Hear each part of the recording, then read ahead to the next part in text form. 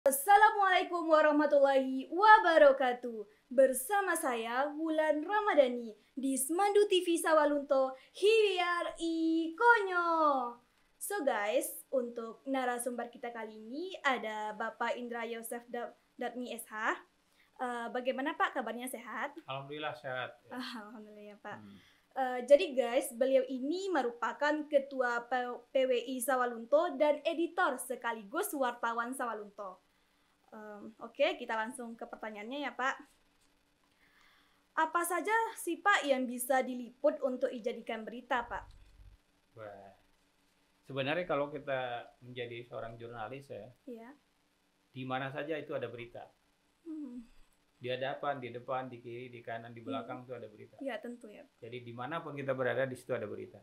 Tetapi bagaimana kita bisa mengolah apa yang kita lihat, apa yang menarik untuk disampaikan kepada khalayak, disitulah kita mampu untuk mengolah berita. Iya betul. Mampu atau tidak kita mengolahnya. Kalau kita mampu mengolah berita yang ada di sekitar kita, berarti kan mendaya tarik, akan mengundang orang untuk melihat, mengetahui dan membaca apa yang kita sampaikan kepada khalayak. Iya, memberikan informasi. Ya, sebagai informasi yang patut diketahui masyarakat atau disukai oleh para masyarakat gitu.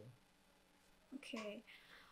Jadi Pak, apa saja sih tantangan dalam melakukan liputan nih Pak? Contohnya Bapak kan udah banyak nih meliput berita-berita atau sebuah peristiwa lah gitu Pak. Gimana sih tantangannya gitu? Nah, kalau tantangan itu semua sebuah keadaan yang akan kita lakukan atau sebuah pekerjaan itu seluruhnya memiliki tantangan. Iya betul. Nah, kalau menjadi seorang jurnalis, tantangan itu adalah sabar. Ya, pertama kita kan butuh wawancara dengan sumber. Iya. Nah, kadang-kadang kan tidak bisa serta-merta pada saat itu kita mendapatkan sumber yang bisa kita temui. Iya, tidak bisa. Nah, ya kan? Nah, perlu kita menunggu. Kadang-kadang menunggu, kalau bisa menunggu 1 jam 2 jam nggak apa-apa. Tapi ketika narasumber penting yang kita harus temui untuk sebagai mendapatkan sebuah pernyataan dari tokoh yang kompeten untuk menyampaikan tanggapan, itu kan mereka kan selalu di kantor. Iya betul. Nanti berarti tunggu janjian dulu. Ya, Dan pekerjaannya banyak kan, akhirnya kita sabar. Itu termasuk tantangan. Ya, terus? Yang kedua adalah yang berkaitan dengan di mana pusat berita itu untuk kita capai. Kan berita itu ada yang jauh, ada yang dekat juga. Ya, Misalnya kayak bencana lah. Ya. Nah, kita ditugaskan oleh redaksi untuk meliput sebuah peristiwa misalnya. Misalnya peristiwanya di daerah sinilah, di puncak apa namanya di atas di Bukit Gadang itu. Oh, Bukit Gadang ya. Misalnya di situ ya. Iya. Kemudian untuk mencapai itu daerahnya sulit. Iya, sulit. Ya kan kita harus melewati sungai misalnya. Iya, bukit. Ya, bukit misalnya. Nah, itu kita harus berpikir di situ dengan apa kita bisa sampai ke pusat lokasi peristiwa itu. Iya. Tentu ketika airnya besar, sementara kita dituntut untuk segera mendapatkan informasi terkini bagaimana korban di atas misalnya. Kalau ketika itu ada orang wisatawan yang disambar petir misalnya kan, untuk mengevakuasinya gimana kan harus tahu kita. Nah, bagaimana kita dihalangi oleh sungai. Nah, untuk melakukan ke sungai itu mau tidak mau kita harus sampai di atas. Iya, kita harus sampai gitu. Ya. Ini sebuah tantangan juga. Nah, bagaimana caranya mensiasatinya? Itulah yang kita pikirkan. Jadi di sini kita meliput berita, tantangannya adalah pertama ketika kita meliput narasumber yang tidak ada, yang kedua adalah lokasi yang jauh dan rintangannya cukup berat, tetapi kita harus sampai pada spot yang harus kita tuju untuk bisa melihat bagaimana peristiwa itu terjadi sebenarnya. Jadi tidak menurut orang, tidak menurut kata orang, tapi kita sendiri yang harus menyaksikan bahwa peristiwa itu memang betul-betul faktual terjadi. Iya, apakah benar nih? Gitu. Ya, tentang lainnya adalah ya pertama itu tadi. Apa tuh Pak? Pertama lupa membawa peralatan misalnya. Kan kadang-kadang kita pergi liputan, kameranya ke bawah, baterai serapnya nggak ada. Iya. Atau cadangan misalnya ya, maksudnya. maklum lah Pak. Ya, jadi sampai di sana kita kehabisan, sementara kita melongo aja kelihatan. Nah, ini juga harus diperhatikan. Ini juga termasuk tantangan. Tantangannya adalah Pak, kita harus melengkapi semua peralatan sebelum kita terjun. Iya, tentu. Jadi kemudian yang juga tantangan juga ada masalah anggaran peliputan. Biasanya kalau media-media mainstream kalau ada tugas peliputan itu kita diberi biaya gitu. Iya, pasti. Jadi dibiayai untuk sampai ke daerah tujuan. Ketujuan, apalagi daerahnya yang sulit untuk Sulit, diapain gitu ya seperti itu. Nanti ada di sini, ini kru di sini ini akan bisa mencoba gitu mencoba Pak. nantinya atau ketemu yang kita ceritakan di sini. Iya. Gitu. Ya, oke, kita lanjut ya Pak. Apa saja sih Pak yang perlu disiapkan saat akan melakukan liputan? Sama kayak Bapak tadi yang untuk mempersiapkan peralatannya gitu. Apa saja yang perlu dilakukan gitu Pak untuk Yang mempersiapkan? perlu pertama sekali kondisi fisik harus diperhatikan. Iya, penting itu Pak. Ya, nggak mungkin lah orang sedang dalam keadaan sakit kemudian melakukan peliputan, itu akan lebih berbahaya di lapangan. Iya, tentu, apalagi tempatnya yang Ya, itu apa satu. gitu. Terus yang kemudian kalau kita udah menyatakan fit, Ya. kondisi bagus, kemudian kita ditugasi untuk meliput sebuah peristiwa di lapangan. Yang perlu kita perhatikan adalah perangkatnya, sarananya. Iya. Kan? Pertama misal kamera lah ya, peralatan kamera kita lihat dulu nih, kameranya dalam keadaan baik atau tidak, baterai cadangnya ada atau tidak. Ya, udah aman dah Ya gitu. kemudian kalau dia punya cadangan, yang cadangan satu sudah diisi apa belum? Iya. Sudah dicat apa belum? Itu diperhatikan. Kemudian kalau misalnya dia pakai chips, itu chipnya ada nggak cadangan? Karena dia bisa jadi cutnya itu ya kan kapasitas kecil, jadi kita harus bikin kapasitas yang besar dan perlu ada cadangan. Ya, perlu persiapan gitu lah. Ya. Terus kemudian karena apa, di daerah itu misalnya kalau kita liputan di daerah hutan kan nggak ada tempatnya cas, Iya. nggak ada tempat gantian, itu harus dipikirkan. Kemudian kita melihat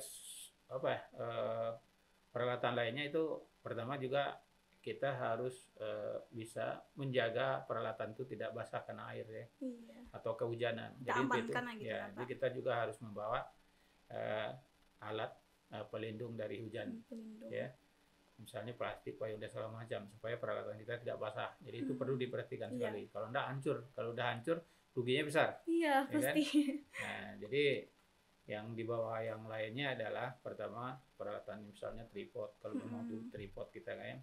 Kemudian kalau kita sendiri dalam peliputan itu semuanya ransel, makanan kecil satu perlu. Iya, itu perlu Jadi banget. air minum ya. Jadi dalam ransel itu bukan hanya sekedar peralatan, tapi dalam ransel kita itu juga kita sediakan sedikit ganjalan, makan ganjalan, air minum. Makanan, Ya, kalau Bapak biasanya selalu bawa roti kecil ya di dalam ransel. Iya. Itu bawa minuman air tonik itu yang untuk menambah segar badan. Kita tidak sebutkan merek lah ya. Tapi ada minuman itu ya. Ion ya, untuk memberikan ion itu perlu, karena di lapangan memang sangat dibutuhkan karena kita tenaga keluar, keringat keluar ya. Terus kemudian izin. Oh iya, itu perlu. Identitas ya, identitas kita bekerja di semua media, hanya di Semandu TV juga harus punya punya badge gitu ya. Badge gitu. Dikasih, dibikin badge-nya, bikin Semandu TV. Nanti dari orang mau lihat, oh ya ini kata, jadi ada identitas, ada foto kita. Ini anak Semandu TV nih. Ya, nanti supaya tujuannya apa? Supaya ada trust. Orang lain percaya bahwa ini kita adalah jurnalis dari Semandu TV misalnya, seperti itu.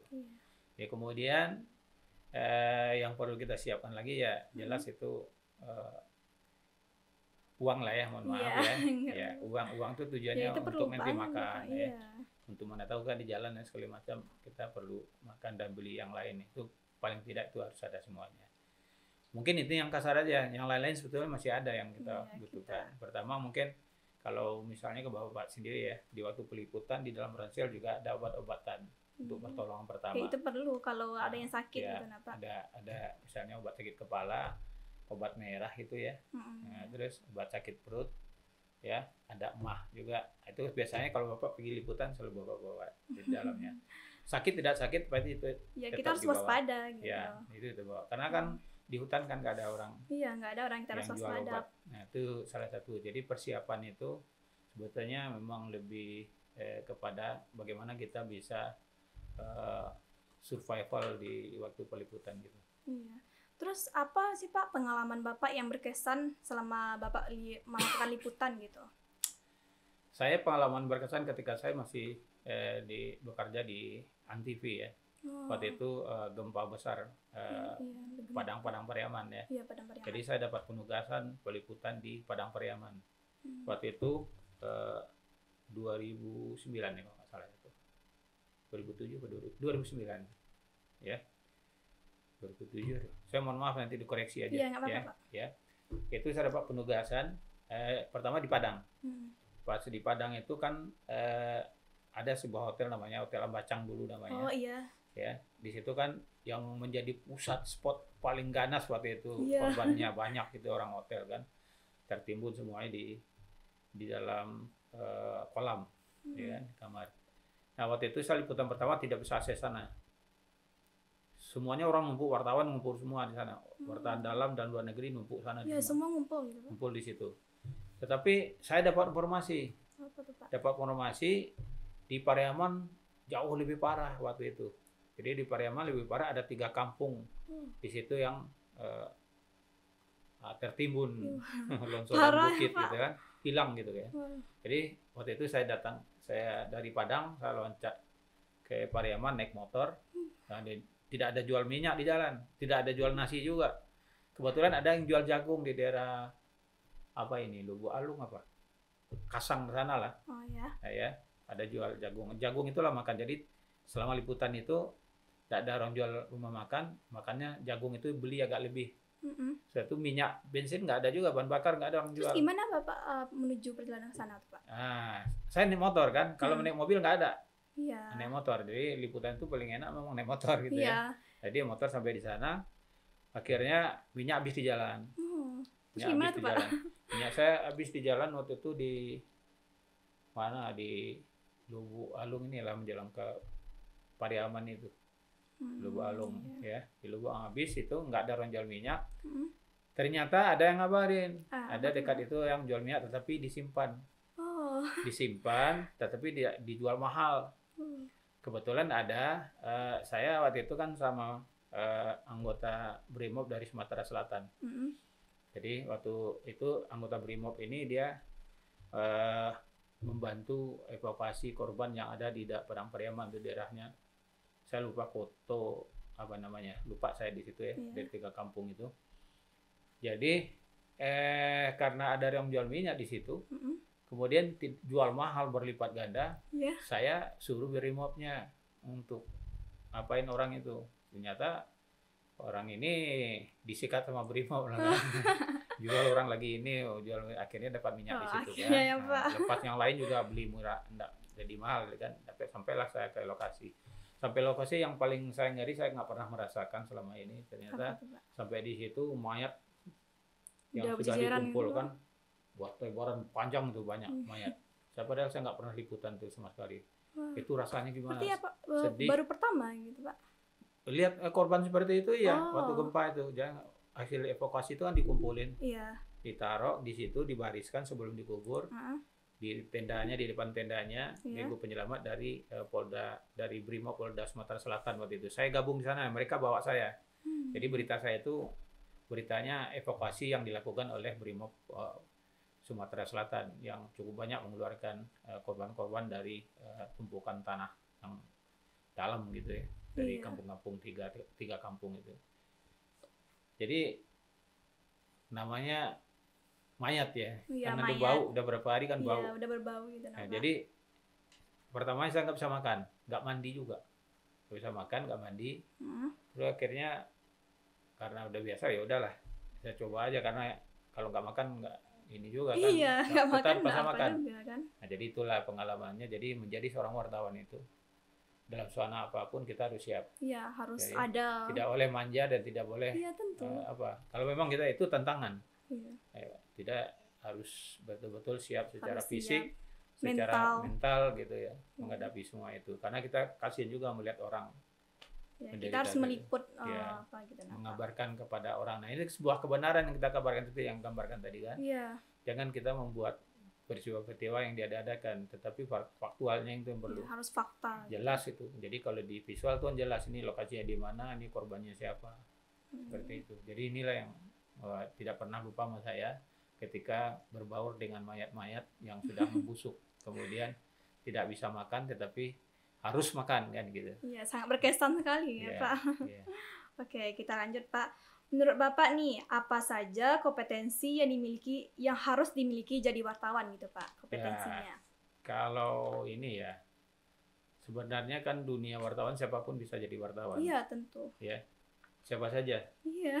Dan di zaman, apalagi zaman sekarang ya, pasca reformasi, semua orang jadi wartawan bisa. Ya, kalau menjadi seorang wartawan, itu dia harus berpikir dulu, apa sih, paham nggak dia apa tuh wartawan, Ngerti apa tuh nggak gitu jurnalistik, kan? ngerti nggak? Iya. Kemudian kalau udah paham, dia baru di situ.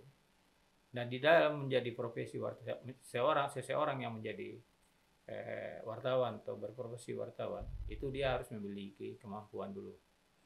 Kemampuannya itu yang direpresentasikan dalam bentuk kompetensi.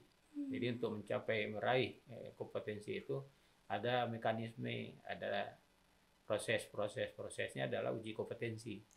Nah, dari uji kompetensi mendapat sertifikasi. Jadi seorang wartawan itu harus kompeten dan bersertifikasi. Dan itu sudah diamanatkan oleh Dewan Pers kalau wartawan profesional. Tapi bukan berarti orang yang tidak memiliki kompetensi bukan wartawan, tapi sejauh dia melakukan peliputan, ya kan, sebagai seorang wartawan dia menulis, ada karya jurnalistiknya, udah kompetensi. Nah, itu juga disebut wartawan, tapi bukan kompetensi. Oh, bukan. Kalau kompetensi ujian. Iya. Ya kan. Jadi wartawan TV, saya dulu kan juga dari Ikatan Jurnalis Televisi Indonesia, ya kan. Iya. Jadi itu juga harus punya kompetensi. Ya, itu perlu. Ya, jadi wartawan tulis, cetak juga, online juga punya kompetensi. Jadi harus uji kompetensi. Nah, kalau saya sekarang tingkatannya ada tingkatan kompetensi itu 3. Apa tuh, Pak? Muda, madya, utama. Iya. Tingkatnya, tingkat muda kompetensi ya. Tingkat muda, madya, utama. Nah, itu ada juga ininya. Kalau tingkat muda itu klasifikasinya adalah untuk pekerjaan reporter. Oh, reporter berarti yang muda gitu. Ya, muda. Kalau untuk editor, ya kan, itu redaktur ya, editor itu madya. Madya. Nah, kalau untuk pimpin redaksi, penanggung jawab berita ya, itu utama. Oh. Tahu kan? Tahu itu utama berarti. Ya, nanti insya Allah nanti kalau kita ada memprogramkan kegiatan ini untuk kompetensi ini, nanti kita awali dengan kalau di PWI dikenal namanya KLW. Oh, apa tuh, Pak? Karya latih wartawan. Dilatih dulu wartawan. Nanti setelah itu dia baru UKW, uji kompetensi wartawan. Dapatlah dia sertifikat. Sertifikatnya itu sertifikat muda. Uji ini gimana ini, Pak? Nah, ujiannya sama dengan ujian pegawai negeri. Ujian CAT, praktek, membuat berita, membuat naskah, membuat feature, membuat pokoknya yang sesuai dengan kaidah jurnalistik ya. Iya. Nah, seperti itu. Jadi kalau menjadi seorang wartawan, dia harus kompetensi. Dalam kompetensi ini adalah memahami. Pertama, mengenai tentang Undang-Undang Pokok Pers, bagaimana wartawan itu bekerja. Kemudian memahami tentang kode etik jurnalistik. Ya kan? Kalau dia wartawan TV, jurnalis TV, dia harus bisa mengenai kode etik jurnalistiknya dalam konteks televisi. Kalau dia cetak online itu sama. Ada juga di kompetensi yang berkaitan dengan bagaimana etika kode etiknya. Berarti sama, Pak. Ya, jadi semuanya harus memiliki kode etik. Harus sesuai pekerjaannya itu dipandu oleh ketentuan yang digariskan oleh kode etik jurnalistik. Ya, apalagi kita nanti melakukan pemerintah gitu. Ya. Wawancara gitu ya, Pak. Oke, kita lanjut, Pak. Kami udah melihat sebagian video dari YouTube Bapak nih. Dan Bapak juga memiliki banyak pengikut YouTube di YouTube Bapak. Dan boleh dong share sedikit tips dan trik kesuksesan Bapak menjadi jurnalis nih, Pak. Oh, gitu. Gimana gitu, Pak? Tipsnya dan tipsnya gitu ya. Pertama. Apa, Pak? Yang pertama, produksi berita-berita yang bukan hoax. Tapi berita-berita trust. Trust apa tuh, Pak? Trust itu jujur jujur ya. Artinya berita-berita yang jelas gitu ya. Iya. Jadi kemudian orang percaya gitu bahwa sumber berita yang kita buat itu adalah sebuah peristiwa yang benar-benar terjadi. Fakta gitu Pak. Yaitu tidak hoax, tidak propaganda negatif, dan tidak punya orang lain, tapi ngulik karya jurnalistik kita. Benda dari hasil jadi kita gitu. Kalau di Bapak sendiri memproduksi konten-konten itu konten-konten tidak ada yang spesifik di situ. Tapi kalau dia bernilai berita, itu bisa kita sajikan. Boleh pakai narasi, boleh tidak. Jadi kalau misalnya ada berita juga kan ada kayak gambar bercerita, itu nggak perlu dijelaskan lagi, orang udah tahu kok. Orang kayak udah dari tahu. Gambar. Makanya dari video-video apa kan nggak ada yang narasi ya, kadang apa kasih juga kan. Tapi banyak yang tidak. Soalnya apa? Bagaimana kita menyusun gambarnya supaya menjadi gambar bercerita, termasuk foto bercerita. Jadi dengan itu orang udah paham. Nah ini namanya kayak jurnalistik, foto jurnalistik atau video jurnalistik. Jadi orang lebih menarik gitu videonya atau jadi foto. kalau tipnya gitu. Apa? Tipnya itu tadi ya, konten-konten yang kita bikin adalah konten yang edukatif. Bisa memberikan sebuah informasi kepada orang lain sehingga orang lain tertarik untuk paling tidak kalau ada yang kita gambarkan di situ keberhasilan, paling tidak dia mencoba untuk berhasil pula kan gitu. Jadi nilainya di situ. Jadi tidak mempropaganda yang negatif, tapi mempropaganda yang positif. Seperti itu. Jadi tipnya itu. Mencari yang positif, yang baik-baik gitu Pak. Apapun beritanya itu kan bisa aja contoh lah. Siapa nama Mbak Wulan misalnya kan. Itu kan di rumah di depan. Soalnya di depan itu ada sawah. Iya, sawah. Kemudian kelihatan orang cari-cari belut. Iya. Itu berita menarik kan? Iya, itu kan benar fakta gitu Iya kan? Iya kan? Iya. Nah, itu di belakang rumah ada juga orang berkebun. Ternyata dia kebun ubi, ternyata ubinya agak beda dengan orang lain. Orang lain nanti 3 tangkai, 2 tangkai. Ini ada 10 tangkai ya. Ini menarik juga kan? Iya. Jadi viral juga kan? Nah, seperti itu. Jadi banyak lah. Sesuai dengan fakta dan apa yang dilihat gitu Pak. Ya, jadi yang penting tipnya adalah kejujuran, menyampaikan informasi sesuai dengan fakta. Kemudian kalau membuat gambar yang bagus itu bisa dipelajari ya. Ya, adik ini bikin triknya gimana, ya kan, framingnya gimana kan gitu ya. Cara pengambilan tekniknya gimana. Nah itu gampang lah itu, bisa adik-adik ini semuanya. Iya tentu. Oke, berarti tipsnya itu melakukan berita itu tidak perlu yang palsu apalagi hoax gitu Pak. Kita harus mencari sesuai dengan fakta atau benar-benar terjadi. Apalagi triksnya tuh triks yang Bapak bilang tadi yang sesuai dengan liputan yang telah Bapak melakukan berbagai liputan yang sangat berkesan gitu Pak. Tapi tambah sedikit ya. Apa tuh Pak? Tapi yang jelas apa yang menjadi isu pada saat itu? Apa tuh Pak? Jadi berita isu yang berkembang pada saat itu apa misalnya? Contoh misalnya ya, contoh, ya kan? Merdeka Belajar. Iya. Program Merdeka Belajar, ya kan? Kurikulum Merdeka. Kurikulum Merdeka. Itu kan tidak semua orang tahu apa kurikulum Merdeka. Iya, memang. Nah, ketika dia menyampaikan di dalam podcast ini, ya kan? Adik selalu menyiarkan program Merdeka itu. Kurikulum Merdeka itu seperti apa? Dia kan akhirnya orang banyak tahu. Iya. Jadi apa artinya yang menarik? Ya, tipnya adalah isu-isu yang menarik pada saat itu yang perlu diangkat, itu yang perlu juga diperhatikan gitu. Iya. Yang nggak tahu jadi tahu. Iya. Seperti itu. Jangan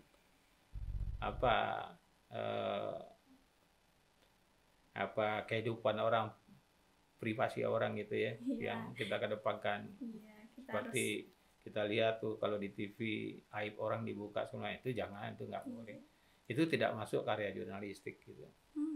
Berarti yang ada-ada aja gitu Pak.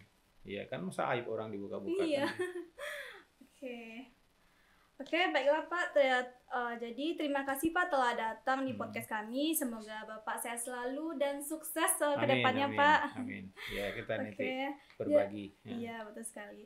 Oke, sekian dulu guys. Jangan lupa like, comment, and subscribe di YouTube di Semandu TV Sawalunto. Here we are, Ikonyo.